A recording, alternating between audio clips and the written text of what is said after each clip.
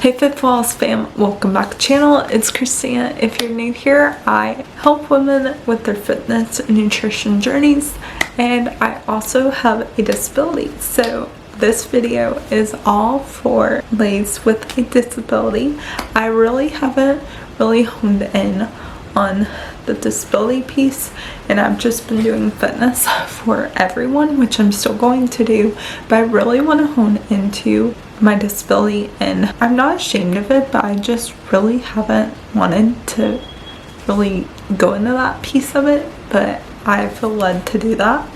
So I'm going to do a video today of tips for disabled women. There's going to be like 8 to 10 tips. So let's get right into this video. Number 1 is to start with what you can do. Okay, as someone with a disability, you can't do something as an able-bodied person could do. You have to modify it, you have to do it differently, and that is okay. You don't need to be ashamed of that.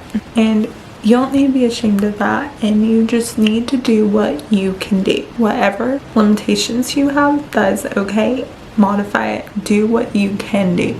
You don't have to do what someone else is doing, and maybe someone with a disability can do more than you, and that's okay. Do what you can do. Remember, your body is your body, and God created you the way that you are supposed to be. So do the workouts the way that you can do. Do your fitness the way that you can do. It may not look as good as someone else. It may not be as easy as someone else. You may think it looks silly, but do it the way that you can do it, because at the end of the day, you can do what you can do, and if it's like someone else, great. If it's not, that's okay too. Focus on your abilities, not your limitations, and adapt, don't avoid. If you can't do something, just find a modification to it. Don't avoid it because you think that you can't do it. Maybe you can't do it at all. That's okay. But try to adapt and find something else. Find a different exercise that maybe focuses on the same body part. Maybe just do something a little different. Maybe holding on to bed, holding on to a chair, holding on to something at the gym. Just do something different. It doesn't have to look the same as everybody else. Like for me with squats, I hold on to my bed. I just place my hand on it and I do my squats. And sometimes like my body is more forward than it is back, but that's how I do it. And sometimes if I'm not holding on to anything of squats, my legs come together and it's not the same. Like some movements or some exercises don't look the same, and we need to realize that that is okay. It doesn't have to look the same. And that goes into my second point: modify it, don't skip. When you are doing a workout, don't skip the workout, don't skip the exercise. Modify it. There's so many modifications, there's so many things that you can do to change it up. Modify it. If you can't lift yourself up, this perfect example, if you can't lift yourself up while doing glute bridges, because I can't, I just can't. I've tried, I'm not strong enough. I just lay my back flat on the ground and I lift my legs up just like glute bridges. Perfect example. Another example, if you can't do squats the normal way, hold on to something. If you can't do lunges, do lunges the way that you can, or modify it, or come up with a different workout that you can do for it. Just come up with modifications. That's the easiest way to do it, is modifying everything. And that's why I've had to learn. Modify what you have to modify. Number 3 is consistency over intensity. Ladies, just be consistent. You don't have to have these hard, intense workouts. Small steps are better than burning out trying to do too much. We need to listen to our bodies. We need to be consistent, but we need to find that intensity that is good for us. Maybe it's not what someone else's intensity is. Find your intensity that's good for you, but don't go too intense. Just focus on consistency. Focus on just coming and showing up. That's what we need to do, is just show up. We don't have to have this intense workout to show up. We just need to show up and be consistent. Number 4 is strength training is for you too. It's not just for the able-bodied person. Strength training is for you. I strength train, you can too. It's not just for an able-bodied person. It may not look exactly the same, but it is for you too. I promise you can strength train. Whether that's sitting, whether that's supported, whether that's using like the Smith machine that the barbell is attached to the machine, because maybe you can't do free weights, that works too. Because lifting builds confidence and it builds mobility. I know for me personally, it's really helped with my mobility and it's helped with my confidence so much. I love lifting. It's one of my favorite workouts to do is lifting. I love that better than body weight workouts. Lifting is just something that I've enjoyed, and I have to make modifications, yes. But I have learned to make those modifications and I don't skip it, and I love lifting. Weightlifting is so much fun. I've gotten so much stronger, and if you are disabled and you feel like you can't get stronger, yes you can. Just get some dumbbells, get some kettlebells, use the Smith machine. Do things that you can do. Put the power in your hands and do things that you can do, because there are plenty of things that you can do. And if that's supported, maybe that's someone standing behind you, or maybe that's leaning against your bed, or maybe that's with your AFO braces on, or whatever the case may be. Do it supported. Do it with the Smith machine at the gym. Do it sitting.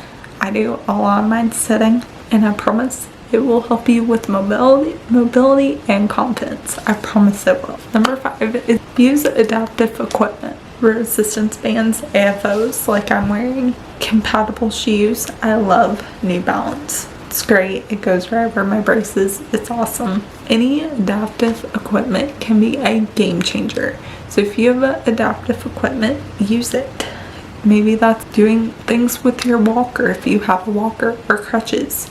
Just use adaptive equipment, use resistance bands, use whatever you have to just modify your workouts and use it to your advantage. Number 6 is balance, momentum, and recovery. Recovery is just as important for us with a disability as it would be with someone without a disability. Rest is essential. It is not an option. You cannot just go and not have rest.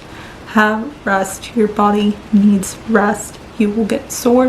If it's not your rest day and you feel like you need a rest day, listen to your body and take that rest day. Don't get injured because you're like, oh, I have to work out. It's not a rest day. Take the rest day. The rest is more important than getting injured. Number 7, work with a disability inclusive coach. So some coaches can work with both able-bodied and disabled. Some people are disabled, like inclusive. And if you want, work with a disabled inclusive coach. Has the knowledge of the disabilities and how to modify and how to do different things. Just work with a disability inclusive coach, or work with a coach that does both but has that knowledge, because you will get a lot further if you're working with someone that has that knowledge. Number 8 is to celebrate progress, not perfection. We're not perfect. We're never going to be perfect. We don't need to strive for perfection. We need to strive for progress. Every step, every rep, and every attempt is a win. Focus on that.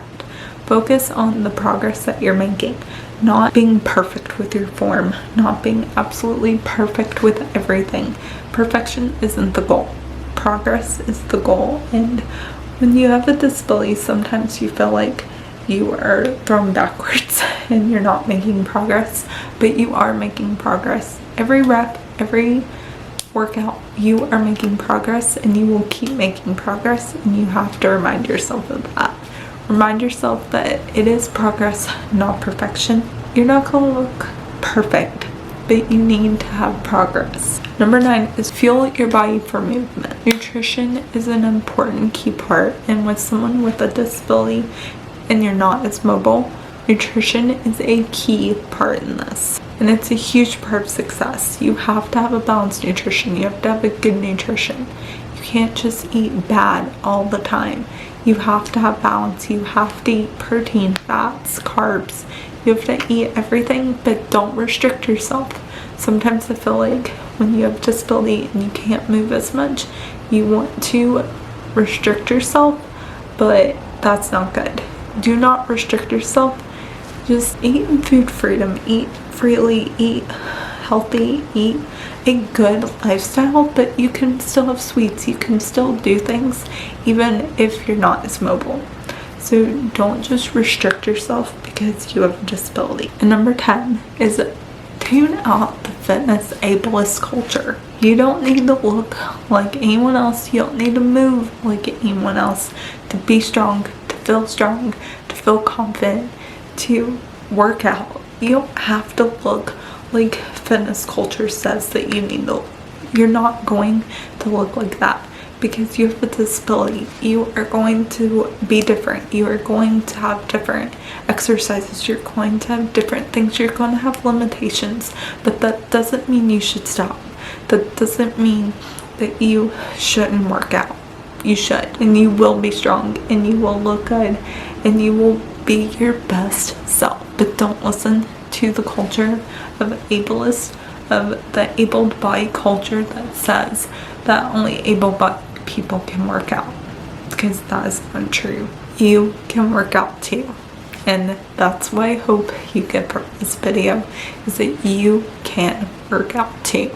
You don't have to look like someone else to work out like you can. If an exercise doesn't look the same as an able-bodied person, that's okay, because you're not able-bodied. You have a disability. You have to modify it, and it may not look perfect, but at least you're getting the job done, and that's the most important part. So I know I said 7 to 8 tips, and this is 10 tips, but I do not care. I get so passionate about this because I do have disability, and I just wanted to keep going and just do 10 tips for you guys. So you guys got 2 to 3 extra bonus tips. Just remember, your fitness journey isn't supposed to look like someone else's fitness journey. You're already powerful by just showing up and moving in a way that honors your body, not someone else's.